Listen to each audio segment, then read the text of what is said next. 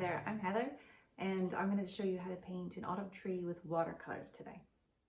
So this is an example of an autumn watercolor I've done recently, and I did it on a bit of a smoother watercolor paper. Today we're going to use Arches watercolor paper, which is lovely and rough and a bit heavier to work with. Um, it's really worth working on nice colored paper because you get nice watercolor paper because you get better results. It's also more forgiving. If you make a mistake, you can lift the paint off and repaint back over top of it. Um, it's just beautiful to work on and worth every penny. So here I'm marking where I want the edge of my drawing to go, or my illustration to go, and I'm using some white paper to protect the rest of the unused paper. And just going to quickly draw in roughly where I want the trunks and the branches to go on these trees. Okay, so I'm going to start with the top branches, and I'm going to start a bit lighter because the light hits from the top, right? Like the sun comes down from the top. So I'm thinking the topmost boughs, where I want it to go. So my paintbrush is loaded up with a lighter reddish color that I kind of like. And I'm finding these leaves a bit blobby, so I'm going to hold my paintbrush a bit higher up so I can kind of get the little bristles catching the texture of the paper. And I like to alternate between holding my paintbrush high up and holding it on its side just to get different textures and stuff in the paper. So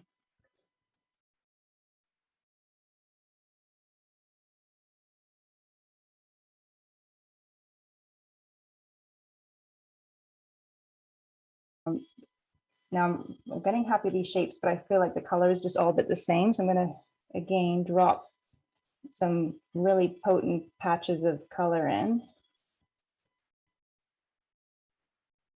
into the wet paint, and I'm letting the paint do the work by bleeding in from one patch of wet paint to the next. I don't have to push the paint around with my paintbrush because it's just going to travel through the wet paint and it's going to stop where the paint is starting to dry, and it'll get some nice natural blending going on there. So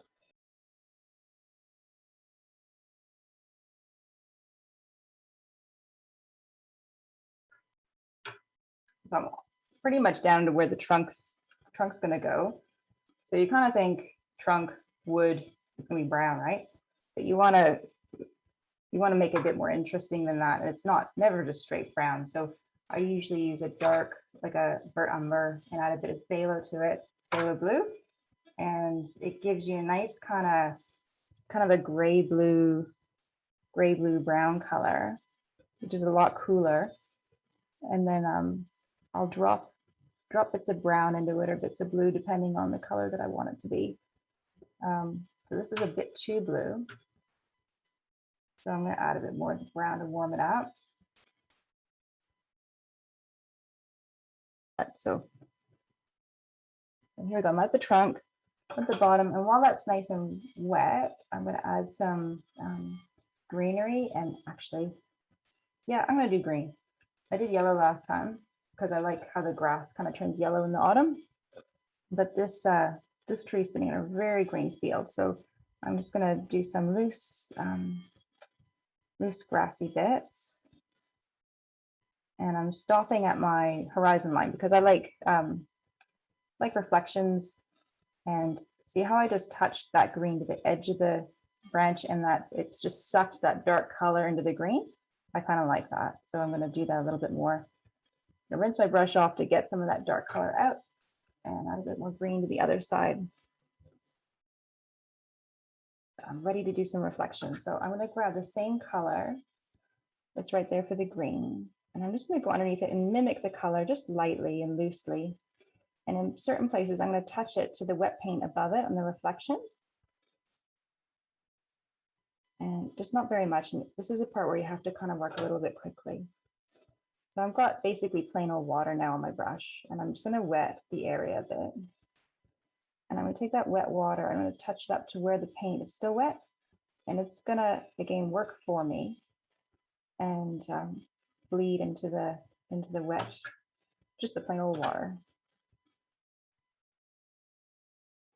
Now that the grass is on, you can add the trunks in and the leaves. So I just basically alternate between adding plain water, adding the color on top with quite a bit of pigment in it, so that way it bleeds like this. And I alternate between just adding more layers of clean water so it drips down and mixes on the paper. And I love it because the water and the paint do the work for you.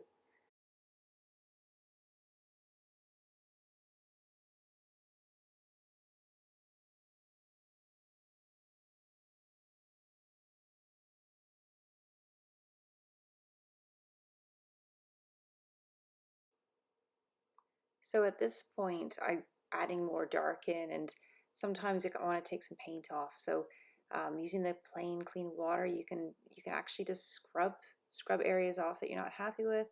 I use the tissue to blot and kind of soften the edges, and just keep adding layers of, over the dry areas where the paint's dried. You can add layers of water and drip more really dark colors into the paint, and it blends right over top of the work that you've already got, which is quite fun.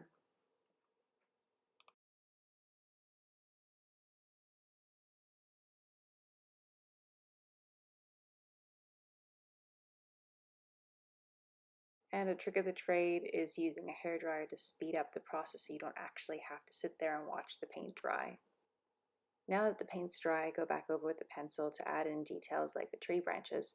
And I like to make sure I'm working from reference and like a photo or something or an actual tree to really get those unexpected shapes and angles of the branches, because otherwise it gets a little bit stiff and made up if you just kind of think, oh, I know what a tree looks like. I don't need to look at the branches, and kind of get these nice unexpected shapes. So, and I use the different pressure on the pencil, heavy and light, to kind of give it different textures and thicknesses and thinnesses of the branches. You can do the same thing with a brush, but I like using the fine pencil in this case. So once it's really thoroughly dry, I like to go back over and erase any pencil lines that I don't want in the picture, and it allows me to look at it and see what is working, what's not, and I actually feel like it needs a bit more depth of color and a bit more darkness in the tree. So I'm just going to add that purple right over top and use some plain water to draw that purple color over top of the paint that's already there. And you kind of get that a real depth of color, like that warm colors showing through the dark colors, which is really neat.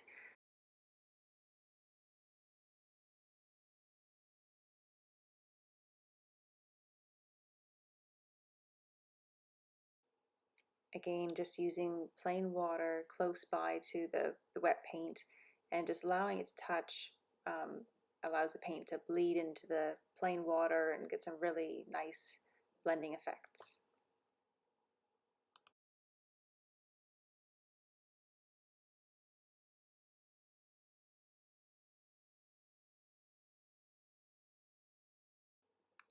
And now that the illustration's done, you can see where I've dripped some bits of paint and water and got some on the illustration. So I scrub them out with some plain water so that the illustration's cleaner, ready to be scanned.